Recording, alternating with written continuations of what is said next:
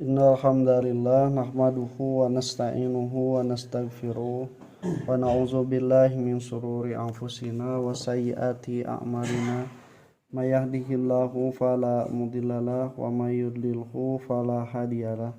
Asyhadu an la ilaha illallah wahdahu la syarikalah wa anna Muhammadan abduhu wa rasuluhu alladzi la nabiyya ba'dahu amma ba'd.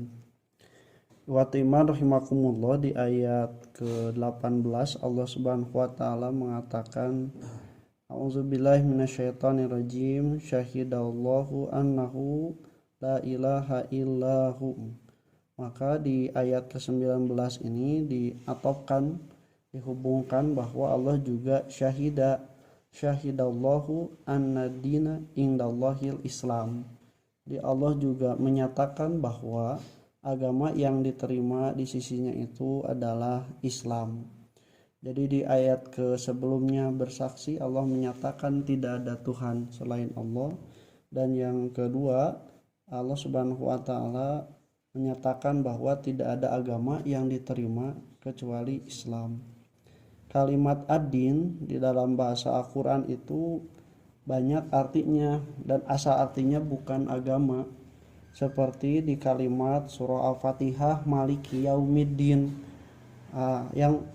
yang merajai hari kiamat, lain hari agama. Jadi Maliki Yaumiddin, adin di sana diartikan sebagai kiamat. Padahal kan kita artikan adin itu sebagai agama. Adzana yudinu, disebut nate adanan, azan, adan naon? Adan ngabejaan, al-i'lan wal ishar. Jadi azan teh ngabejaan. Jadi agama teh artina tina azan oge artina ngabejaan, mengiklankan. Kenapa Allah Subhanahu wa taala merajai hari kiamat disebut dengan azan? Karena pada hari itu Allah memberitahukan kepada manusia tentang nasib orang perorangannya itu berdasarkan agama. Jadi berdasarkan agama yang Allah Subhanahu wa taala turunkan jadi tolak ukur bagaimana seseorang ketika di hari kiamat itu menjadi orang yang celaka ataupun orang yang berbahagia. Makanya disebut Maliki Yaumiddin, yang merajai hari kiamat, hari agama, atau hari diumumkannya kondisi keadaan manusia berdasarkan agama. Agama yang mana? Nah, ini di sini. Inna dina indallahil Islam. Agama yang hanya diterima oleh Allah itu adalah Islam. Jadi nanti tolak ukur standarnya tiap orang per orang celaka dan bahagianya berdasarkan agama Islam. Entah saya puguh anu lain agama Islam mah, nah tidak akan diterima. Itu nanti di ayat ke-85 Allah Subhanahu wa taala mengatakan wa may yabtagi ghairal islami dinan falay yuqbala minhu. Dan siapa yang mencari agama selain Islam, maka dia tidak akan diterima. Wa huwa fil akhirati minal khosirin. Dan dia di akhirat itu termasuk orang-orang yang rugi.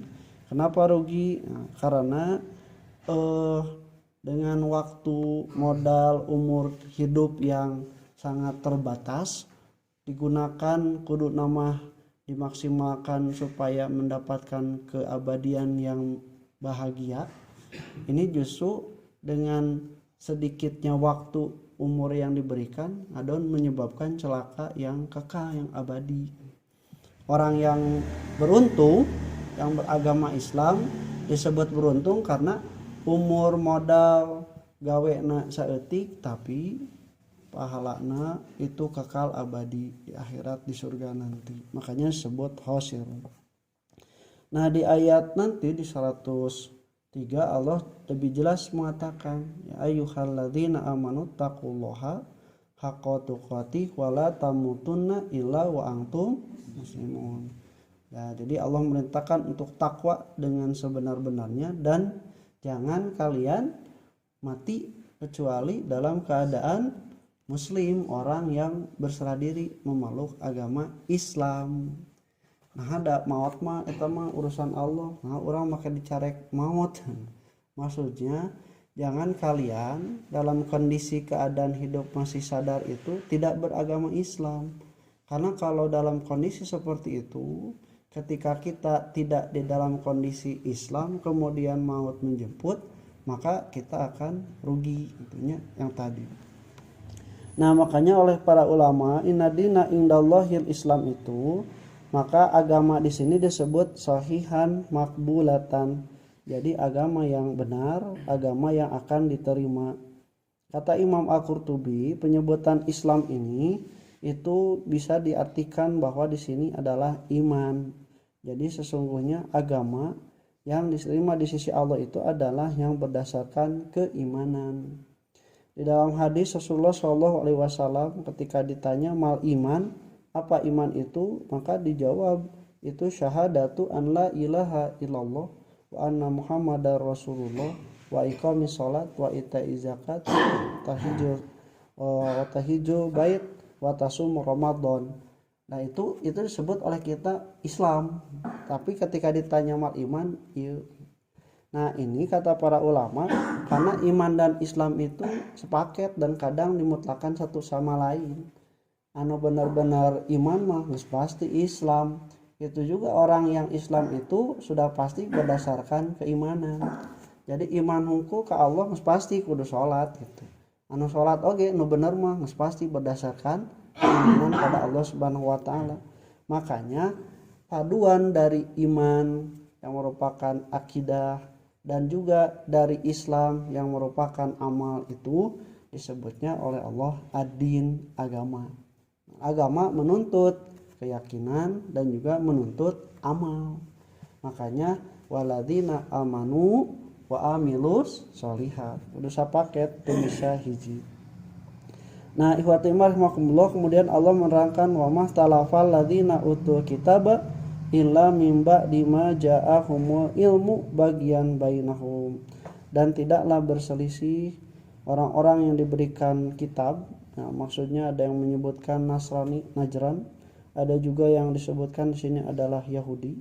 Tapi siapapun mereka yang diberikan kitab, itu mereka tidak berselisih lagi kecuali setelah datangnya ilmu. Jadi setelah datangnya Nabi Muhammad SAW, kakarek katingali mana anu benar-benar iman ke Allah, mana anu beriman ke Allah tapi nyalindung karena ajaran agama Yahudi Nasrani yang sudah dirubah. Nah gitu. Ai mimiti mah hampir sarua weh itunya Yahudi Nasrani dengan ajaran yang sudah dirubah. Tapi ketika Nabi Muhammad datang menjelaskan bahwa ini bukan ajaran Musa, ini bukan ajaran Nabi Isa gitunya, maka barulah mereka itu berbeda pendapat. Nah yang benar-benar beriman pada Nabi Muhammad SAW, anu mengikuti hawa nafsu dengan berdalilkan agama mah mereka justru tetap dalam ke Yahudi Nasraniannya dan tidak mau masuk agama Islam.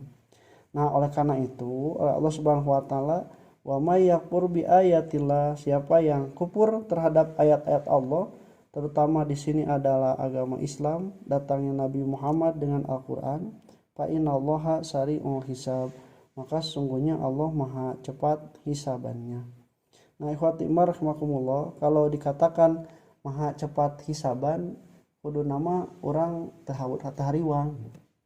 Jadi kalau misalnya cepat suatu perhitungannya tahariwang, amun misalnya nu hariwang mah justru kusabab amalna goreng, sehingga anu dihukum pengadilanana anu teu salah mah gitu asalila kan kudu nama buru-buru.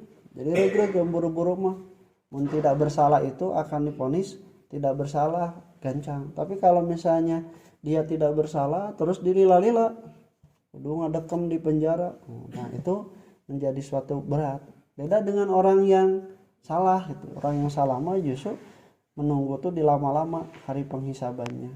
Nah makanya oleh Allah Subhanahu wa taala syari'ul hisab itu mudah-mudahan menjadi satu kewaspadaan bagi kita dalam melakukan amal. Jangan sampai kita terjebak pada amal-amal yang tidak diterima, tidak sahih dan akan menyebabkan dosa. Aku qouli hadza wa astaghfirullah li wa lakum. Assalamualaikum warahmatullahi wabarakatuh.